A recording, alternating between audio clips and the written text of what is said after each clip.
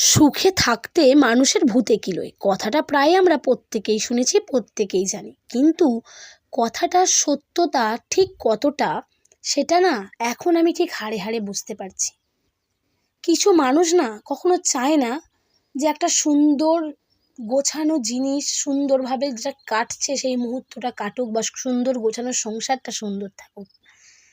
সেই সব মানুষগুলো আমাদের জীবনে এতটাই মানে কি বলবো, আমাবস্যা বলবো না অন্য কিছু বলবো বুঝতে পারছি না, হয়ে নেমে আসে। তারা শুধু চেষ্টা করে ঠিক কিভাবে সংসারটাকে নষ্ট করা যায়, কিভাবে সুখটাকে সুখ না রাখা যায়, কষ্টে পরিণত করা যায়। যে জিনিসটা করলে অশান্তি হবে, ঝগড়া হবে, যেটা করলে একে অপরের কেউ ভালো থাকবো না, সন্তানের ওপর এফেক্ট পড়তে পারে, এগুলো জানার পরেও যখন কিছু মানুষ সেই কাজগুলোই ঘুরে ফিরে বারবার করে, তখন তাদেরকে সুখে থাকতে ভূতে কিলোয় এটা বলা ছাড়া আর ঠিক কী বলা যেতে পারে। একটা মানুষকে একবার দুবার ক্ষমা করা যেতে পারে, কিন্তু বারবার কি কোনো মানুষকে সত্যিই ক্ষমা করা যেতে পারে?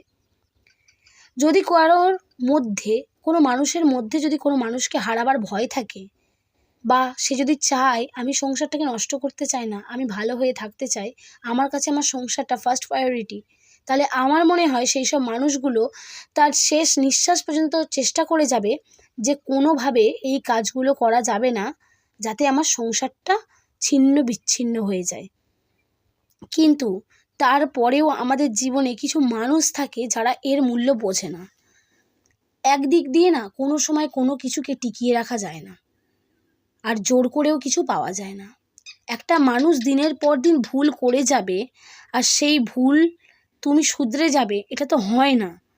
বারবার একটা মানুষকে বোঝানো যায়, পায়ে ধরে তাকে সবটা ভালোভাবে বোঝানো যায় যে দেখো এটা করলে এটা হতে পারে, এটা করলে এটা করো না। কিন্তু বারবার করার পরেও যে মানুষটা বোঝে না, তাহলে বলতে হয় সেই সব মানুষের সত্যিই সুখে থাকতে ভূতে কিলোয়। সেই সব মানুষের সংসার করার কোনো রকম ইচ্ছাই থাকে না, তাই সেই সব মানুষের কথা ছেড়ে দেওয়াই বোধহয় ভালো।